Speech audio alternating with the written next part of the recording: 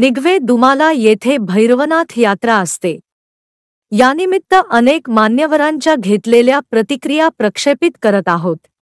राजसेव्यमान पावनाग्रि पंकजं व्यालयज्ञसूत्रमिन्दुशेखरं कृपाकरं नारदादि योगी वृन्दवन्दितं दिगंबरं काशिकापुराधिनाथ कालभैरवं भजे। Shashikant Madhukar दिनवर cable operator Nigave Dumala येणाऱ्या भाविकांचे निगवे दुमाला येथे सहर्ष स्वागत।